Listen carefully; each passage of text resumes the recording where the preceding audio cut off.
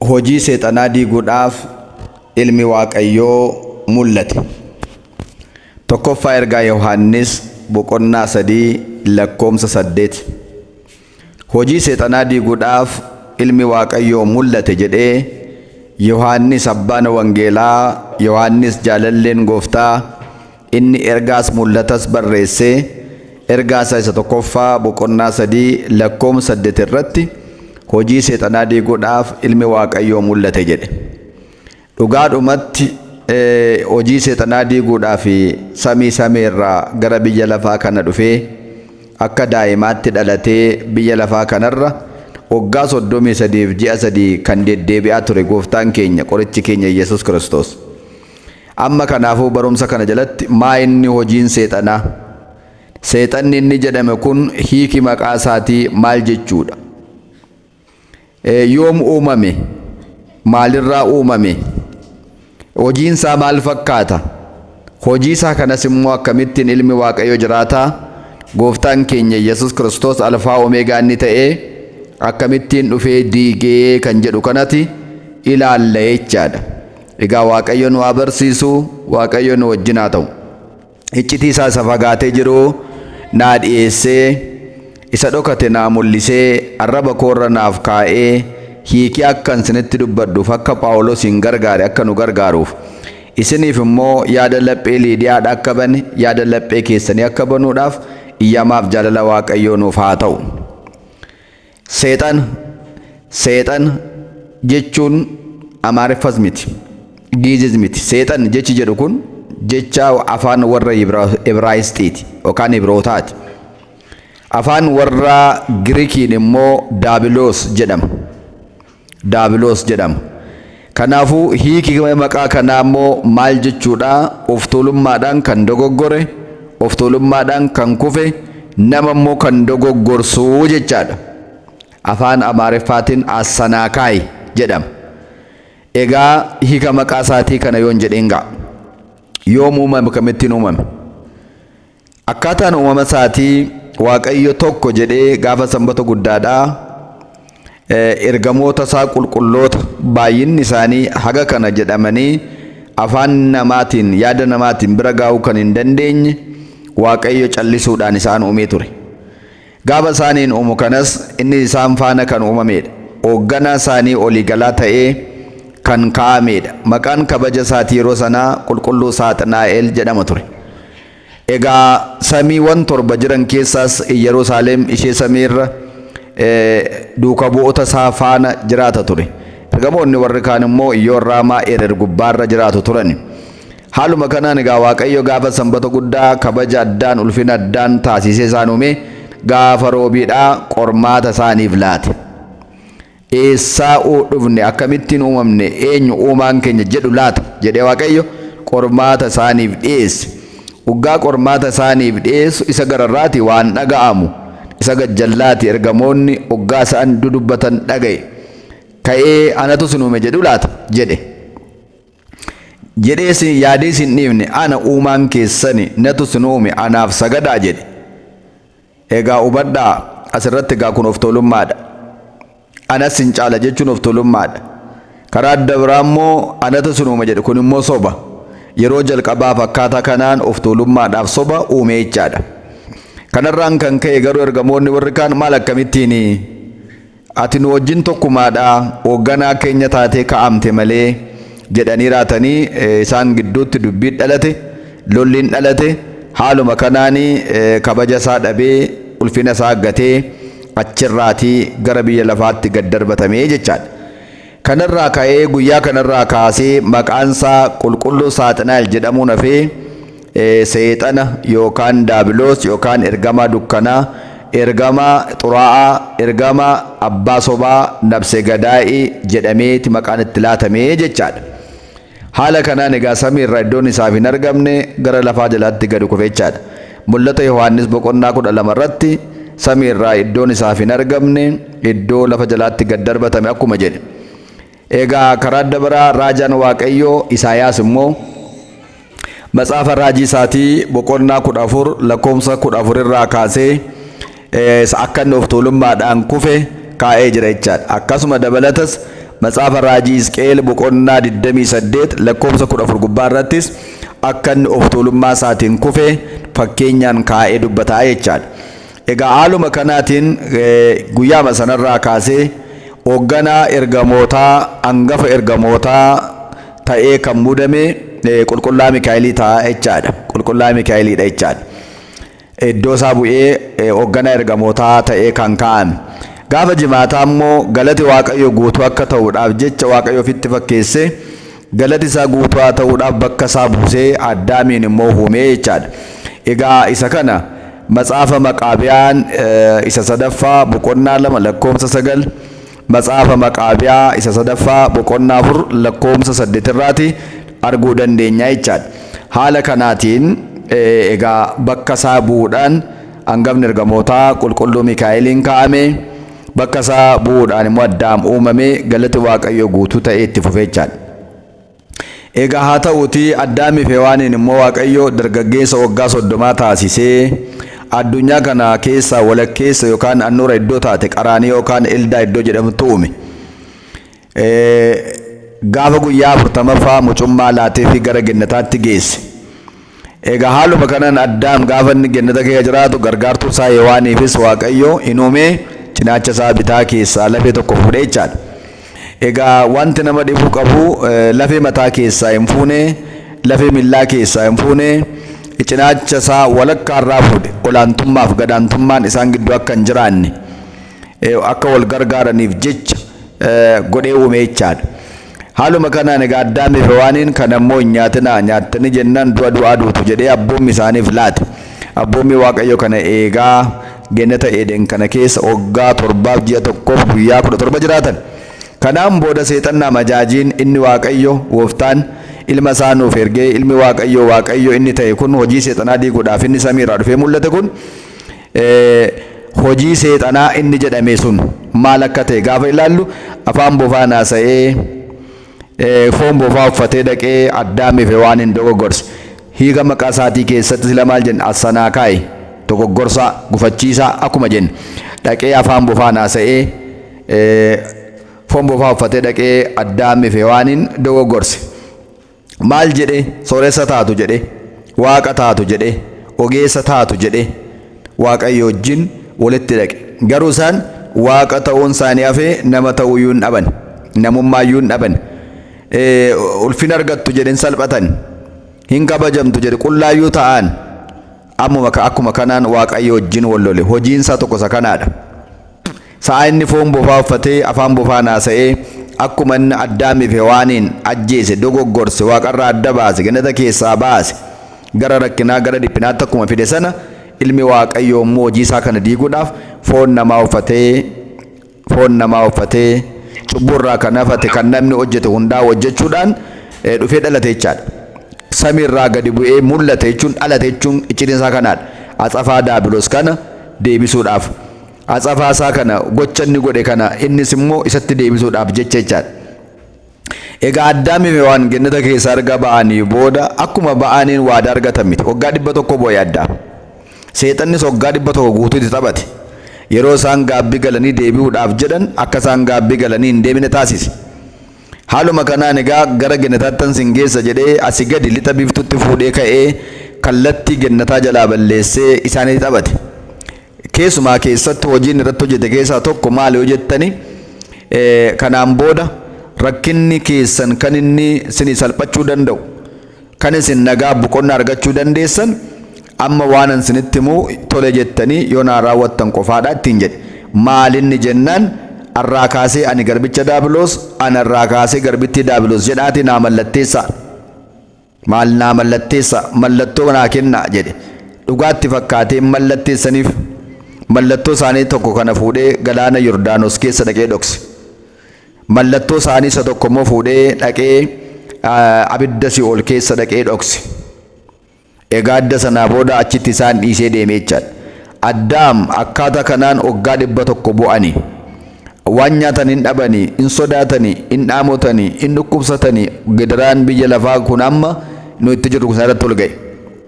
Boodarra Addaam akkuma ta'ee kallattii gannataa argatee gara gannataatti imaluudhaaf gaafa ka'u dhagaa guddaa tabbarraatti galagalchee tafasaa dha'ee cabse. Addaam dhiiga isaa tafa keessa dhangala'e kana fi biqila mukaadhaa walitti cuunfee aarsaa dhiyeessuudhaan Waaqayyoon dhiifama kadhate. Yommuu kana Waaqayyo jiraataan gara laafessi farjaan Addaamiidhaaf ni gadde.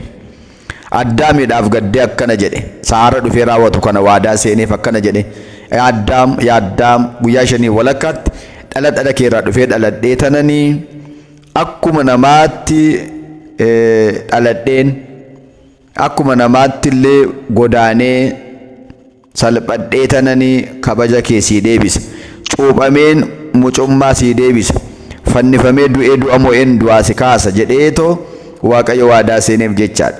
Waggaa 100 booda akkuma gennataa ba'een waadaan arganneen waggaa 100 rakkate. Egaa Waaqayyo kan dubbate hin seesu. Guyyaa 5 walakkaa jechuun akka lakkoomsa Waaqayyootti, akka lakkoomsa Addaamiif ijoollee Addaamitti garuu waggaa 5,500 booda jechaadha. Egaa lakkoomsi inni kun guddaa irraati gara xiqqootti irrachaa dhufe duwwaa ta'e.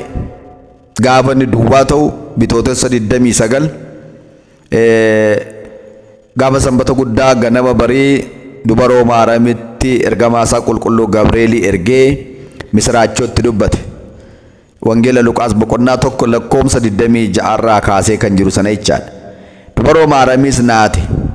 Seexana majaajii sasilaa haadha keenya waan hin dogoggorsitu sobee na dogoggorsuudhaaf dhufe laataa jette. Gaaffii gurguddaa 3 gaafatte. Deebii amansiisaa laateef. Waaqayyo wanti dadhabamu hin jiru. Adaadaan kee Elsaabeex illee dulluma ishee keessa kun olfooftee jirti jedhee mallattoo laateef. Yommuu kana dubaroo Maaramiin akkana jette, akka jecha kee naaf ta'u dubbii ati natti himte kana simee fudhadheera, amanee fudhadheera jette. Yeroo sana sagaleen abbaa bira ture, sagalee Waaqa ture. Abbaa biraatii kan dhufe kun karaa gurra isheetti dhageessee simee fudheera gaafa jettu foon isheerraa foon, dhiiga isheerraa dhiiga, lubbuu isheerraa lubbuu fudhachuudhaan nama ta'ee murtaa'e jechaadha. Egaa akkuma guyyaa darbe kabajannee dabarre bitoomaanni muddee 29 Beetelehem dallaa horii keessatti Maaram durbarraati ajaa'ibaan dhalate. Maayatama dingilinnaa isheetii utuu hin hiikin dhalate. Giiftiin keenya dubaroo Maaramiin dingilinnaadhaan ulfooftee dingilinnaadhaan deessee dingilinnaadhaan jiraattee harma dingilinnaas oosiftee baattee Gibxitti godaante. Egaa suuta guddate. Suuta akka namaatti guddate. Harmee isaa dubaroo Maaramiidhaaf maanguddicha Yoosefiidhaafis ajajamaa guddate. Wangeela Luqaas boqonnaa 2 lakkoomsa dhumaarra jira. Suuta guddate, ogummaadhaan guddate, ajajamaa fi guddate akkuma jedhu. Egaa gaafa waggaa 30 ta'u mandara itti guddate. Yeroo godaansaa deebi'an Qaanaa Galiilaatti guddate inni. Mandara itti guddate sana irraati yeroo waggaa 30 ta'u cuuphamuudhaaf Galiilaadhaa ka'ee gaafa amajji 10 gara laga Yordaanos deeme. Wangeela Maatewos boqonnaa 3 lakkoomsa 13. Egaa iccitiin guddaan hubachuu qabdan. Amma yeroo hundumaadhaa waggaadhaan xirri gaafa 10 taabootii bidiruu kakuu Waaqayyoo mana qulqullummaa iddoo kabajaa keessaa teessoo isaa kabajaa manbarii irraatii gara laga Yordaanositti gadi bu'ee dhaqee laga bula. Taabootii dunkaana keessa bula. Maal iccitiinsaa? Abbootiin baay'een, luboonni baay'een, abbootiin amantii baay'een, gurguddoonni maanguddoonni baay'een, abbaa qabeenyaa baay'een, hayyoonni baay'eenis taabota kana faana naqanii laga qorra keessa bulu. Maal iccitiinsaa? Iccitiinsaa inni tokko akkuma amma isinitti hime, akkuma duree barumsa keenyaa godhannee kaane ilmi Waaqayyo jiraata abbaa isaa biraa hafuura qulqulluu biraa samii irraati hojii diiyaabiloos hojii diinaa diiguudhaan mul'ate gadi bu'e hin dhalate jechuudha. Tokko kana yaadachuudhaaf samii irraa dhufee dhalachuusaa yaadachuudhaaf gara biyya lafaa dhufuusaa yaadachuudhaaf jaalalli Addaamiif Hewaan ijoollee Addaam sun harkisee fiduusaa waadaa Addaamiidhaaf seene sana raawwachuu dhufuusaa yaadachuudhaaf samii irraa gadi bu'uusaa innuu samii irraa gadi bu'ee ergamoota isaa warra 99 sana dhiisee gadi bu'ee sana yaadachuudhaaf jecha ta'u kana. Inni lammaffaan immoo akkuma wangeela Maatewos boqonnaa 3 lakkoomsa 13 irratti Galiilaadhaa gara Yordaanos deemee jedha. Abeet nama dhiba. Kaartaa kitaaba qulqulluurraa yoo ilaaltan Galiilaan Israa'el keessaa gara kaabaatti argamti. Yordaanos immoo gara kibbaatti argama. Kaartaa marraa yoo agartan baay'ee gargar fagoodha. Kanaafuu ganama gaafa 10 kana ganama sa'aatii 4tti ka'ee miillaan adeemuudhaaf gara laga Yordaanos deeme jedha. Deemee galgalachi ga'e.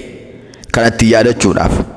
Innumti yoo gooftaa gooftotaa ta'ee utuu jiru, mootii moototaa ta'ee utuu jiru, galaanni kan isaaf abboomaman, qilleensi kan isaaf abboomaman, duumessi kan isaaf abboomamu, warri isatti amanan abbootii keenya baay'een duumessaan deemaa kan turan duumessaan deemuutuu danda'u, hojii seexanaa sana of dhossee gad of qabee diiguu waan barbaadeef millaan adeemee gara laga Yordaanos kana dhaquudhaaf karaarra deemaa waan tureef, millaan deemaa waan tureef kanatti yaadachuudhaaf har'a ati yoo gooftaa gooftotaa taateetu jirtu, kabajamaa waaqa waaqotaa taateetu jirtu, jaalalli keenya si harkisee jennaan milla keen deemtee gara laga Yordaanos waan dhufteef ulfinni kee kan ittiin mul'atu, maqaan kee irra kan jiru, abboommi kurnan ati kan irratti barreessite, darbees harka keetiin tolchitee kan nuuf laatte taaboti kee kunillee yaadannoo kee kanaaf lagatti gadi bu'uu qaba jedhanii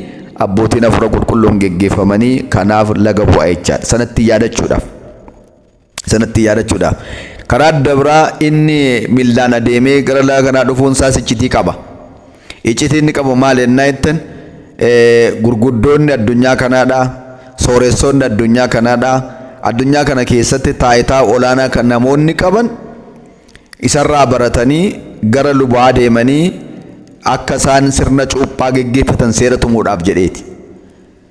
Silaatiin mana kottaa na cuuphaa jedhu turanka. Silaa luboonni manaa mana deemu turanka amma akka isaan hin jenneef gara mana Waaqayyoo deemanii, gara taabota isaa deemanii, gara lafa luboonni jiran deemanii akka isaan cuuphaa mucummaa argataniif seera tumuudhaaf jedhees kana godhe jecha.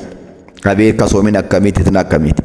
Kanaaf egaa gooftaan keenya Yesuus Kiristoos gara laga Yordaanos kan inni dhaqetti yaadachuudhaaf jecha guyyaan kun taaboti lagatti kan gadi bu'uuf kanaaf jecha.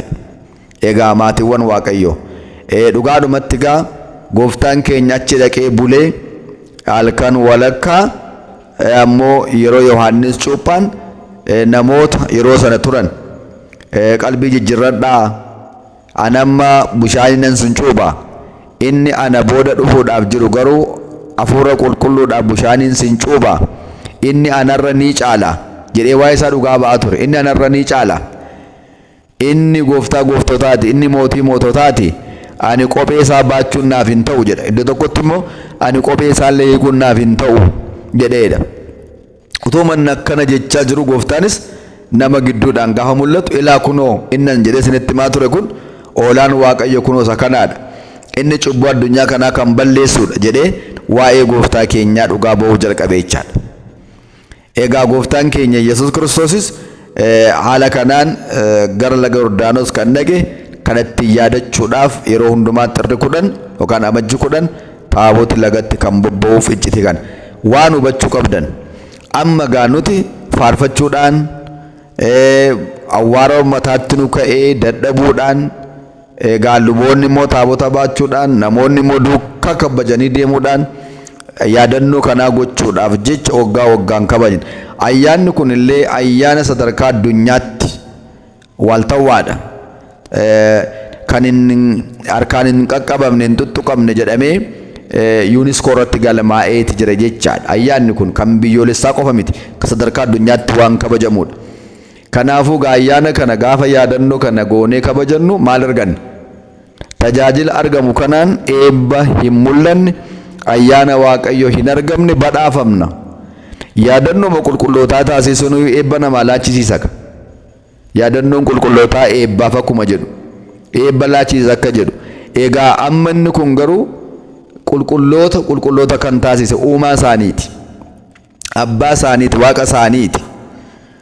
Kanaafuu yaadannoo Waaqayyo nuuf hojjete sana gochuun immoo eebba mamii namaa laachisiisa ree gaafa jennu tilmaamuun nama rakkisu. Kanaafuu faarfannaa faarfatamu, aarsaa dhiyaatamu, dargaggoonni taabota waaqayyoo jala minxaafii afaa deemuudhaan egaa hundumtuu akka beekumsa isaatiitti akka humna isaatiitti tajaajila isarraa eegamu hundaa gochuudhaan tajaajila argamu godhu kanaan ayyaana waaqayyoo hin argamne, eebba waaqayyoo hin argamne, suga waaqayyoo hin argamne baay'ee isaa fudhannee galleechaan.